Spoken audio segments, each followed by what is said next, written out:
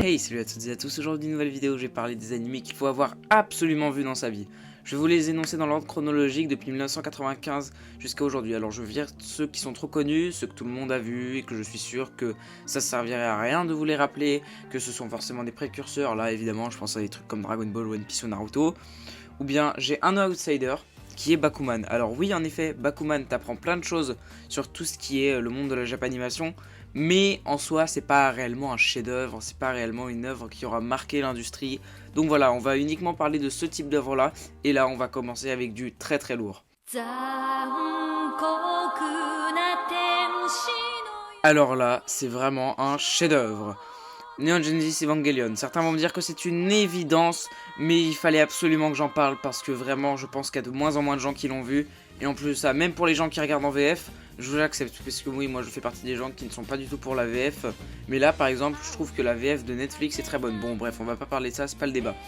Donc pour ceux qui ne savent pas, Evangelion se déroule en 2015 dans un futur post-apocalyptique. Un adolescent nommé Shinji Ikari va être appelé à combattre des monstres, les anges, à bord de robots géants appelés Eva. Le tout est en étant dirigé par un père qui se fout complètement de sa vie et qui utilise Shinji comme arme. C'est un animé qui traite de thématiques très fortes comme la dépression ou la religion. Alors je sais que certains ont beaucoup de mal avec le genre de mecha, mais je vous assure que le plus important de cet animé c'est la double lecture des événements auxquels on assiste. Malgré le fait que cet animé date d'il y a plus de 25 ans, l'animation n'a pas pris une ride et on est sur un chef-d'œuvre. Et si vous êtes déçus par la fin, n'hésitez pas à voir le film The End of the Evangelion. Bref, c'est un must-see. Et on continue avec un autre chef-d'œuvre, Cowboy Bebop. Certains vont encore me dire que c'est une évidence, mais je pense qu'il est de moins en moins vu. Et je trouve vraiment encore une fois hyper important de rappeler qu'il y a ces classiques là, que même si c'est vieux, faut quand même aller voir ces trucs parce que ce sont vraiment incroyables. L'histoire se déroule en 2071. On suit Spike, un chasseur de primes voyageant à bord du Bebop. Son vaisseau avec un autre chasseur de primes appelé Jet, un ancien policier. Il voyage dans le but de se faire l'argent avec les primes récoltées. Il rencontre différentes personnes qui rejoignent le Bebop, tout en revisitant le passé sombre des membres du vaisseau. C'est peut-être le meilleur animé de cette liste. Le scénario est original et innovant, en tout cas pour l'époque. Les personnages sont hyper intéressants et attachants, même pour le personnage de Valentine, qu'au début on pourrait avoir l'impression qu'elle est juste là pour ajouter du fanservice, mais elle a un background, une personnalité, un développement hyper intéressant. Le choix des couleurs est incroyable, sans compter cette animation fabuleuse pour l'époque, et c'est pas seulement pour l'époque, même aujourd'hui je la trouve incroyable à regarder. Il y a vraiment un côté sombre très présent. Et la BO de jazz, qui est très présente, est étonnamment incroyable pour accompagner l'écran. Et pour ceux qui ne connaissent pas Watanabe, c'est le nom du réalisateur, ne vous inquiétez pas, on va reparler un peu plus tard. Mais en tout cas, oui, Cowboy Bebop, c'est un chef-d'œuvre et il faut avoir vu ça dans sa vie.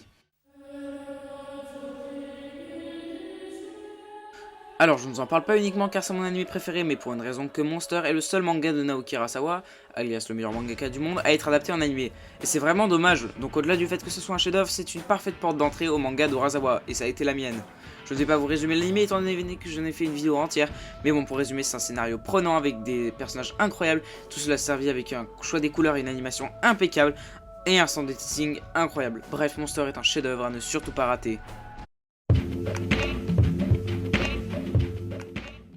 Je vous avais dit que je vous reparlerai de Watanabe, et là on parle de mon préféré, donc je suis vraiment extrêmement content de vous en parler, mais au-delà du fait que ce soit mon préféré, c'est aussi incroyable. L'histoire est celle de Fu, une femme qui est en quête de trouver un samouraï à l'odeur de tournesol. Alors qu'elle travaille dans le restaurant où elle est serveuse, elle voit s'affronter deux guerriers nommés Mugen et Jin. Après quelques péripéties que je ne vais pas vous spoiler même si elles sont dans l'épisode 1, ils vont faire une promesse qui est d'accompagner Fu dans son périple. Mais bon, soyons honnêtes, les deux ne peuvent vraiment pas se blairer. Alors pourquoi il faut le voir? Le scénario est encore une fois innovant, les personnages sont géniaux, notamment Mugen qui est d'ailleurs ma pépé YouTube pour ceux qui ne le savent pas. Le tout servi par une animation géniale, un choix des couleurs vraiment incroyable et original. L'animé est rythmé par une BO de beat de hip-hop qui donne un petit plus à cet animé déjà incroyable. Et vraiment, si vous n'avez pas vu Samurai Champloo, vraiment vous avez raté un truc. C'est un animé plus qu'essentiel à voir. L'histoire se passe dans le futur, des aliens nommés Amanto ont envahi la Terre et ont interdit le port du katana mettant fin à l'ère des samouraïs. Quelques années après l'envahissement des Amanto, on suit Gintoki, un freelanceur accompagné de son acolyte Shinpachi, qui un jour sauve Kagura, une Amanto qui va les accompagner dans leurs aventures. Donc on va suivre leurs aventures drôlement épiques tout en revisitant le background sombre et mystérieux de Gintoki, ancien samouraï. On a là encore une fois une histoire très originale et innovante avec des personnages géniaux, sans parler de l'animation aux petits oignons, des OST juste parfaits, et j'ai oublié de préciser qu'il y a énormément de références et de parodies de choses inscrites dans l'imaginaire commun, comme Star Wars par exemple.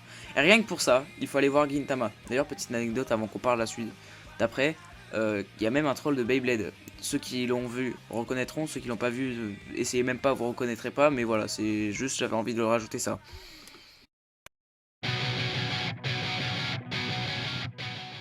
Cet animé là va plaire à tout le monde. L'histoire se passe dans un monde où l'humanité vit sous terre. Ensuite, Simon et Kamina a deux frères que tout oppose jusqu'à leur physique. Un jour, Simon trouve un visage et un pendentif. Alors qu'ils se font attaquer, Simon et Kamina découvrent qu'il y a un monde extérieur et que leur pendentif permettait d'activer le visage que Simon avait trouvé et qui est en réalité un espèce de robot. À la suite de ça, avec une fille nommée Yoko, ils vont décider de mener un combat contre l'empire du Lord Genom, la personne qui dirige le monde, et cela en fusionnant leurs deux robots, le Guren et le Lagan.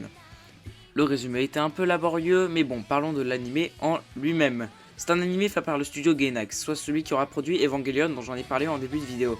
Mais on est sur un animé qui fait vraiment l'inverse. Evangelion a un ton dramatique, les personnages sont enfermés, la dépression est au cœur du récit, bref, c'est vraiment pas joyeux. Dans Guren Lagann, le ton est assez comique, les personnages très drôles, d'ailleurs mention spéciale pour Kamina qui doit être mon personnage préféré de tous les animés confondus. Le tout servi par une BO au top du top, d'ailleurs mention spéciale pour l'OST Row Row Fight the Power.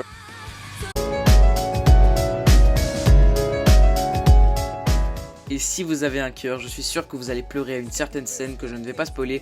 Mais bon, ceux qui ont vu, vous savez très bien de laquelle je veux parler. Bref, on passe au suivant. Et qui risque de faire un peu plus débat.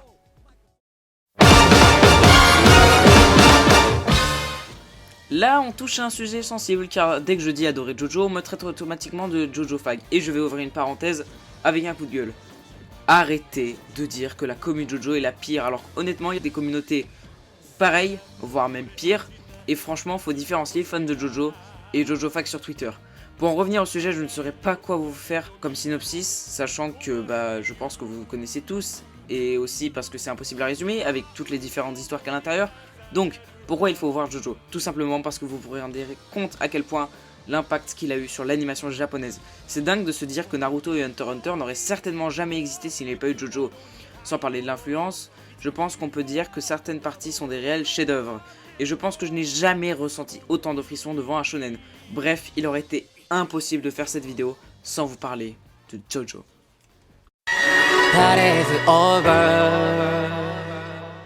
Là, c'est pas vraiment qu'il est important à voir, il est en plus dans la case du sous-côté. En fait, si je vous en parle, c'est que je suis déçu un peu du bruit qu'il a fait, en tout cas du peu de bruit. Mais bon, avant de vous parler du pourquoi, du comment, de pourquoi il a pas fait un énorme bruit, je vais vous résumer l'histoire. Alors que son peuple mourait, un seigneur offre en sacrifice un enfant qui vient de naître appelé Hyakimaru à des démons pour qu'il protège ses terres. Hyakimaru va se voir faire perdre ses membres par les démons ainsi que certains sens comme la vue. Il fut recueilli par un prothésiste qui lui a permis d'être équipé de membres factices pour pouvoir se déplacer. Un jeune enfant voleur appelé Dororo va rencontrer Hyakimaru, alors âgé de 16 ans, et va l'accompagner dans sa quête d'éclater comme il le faut des démons. Et là, je sais que certains ont déjà fait le rapprochement avec Kimetsu no Yaiba, et c'est justement ce qui me rend triste. C'est qu'il est sorti la même année que ce dernier, et comme les histoires se passent dans le même cadre, avec la même thématique du chasseur de démons, il n'a pas fait beaucoup de bruit, parce que justement Kimetsu no Yaiba était un anime bien plus attendu, fait par un studio plus réputé.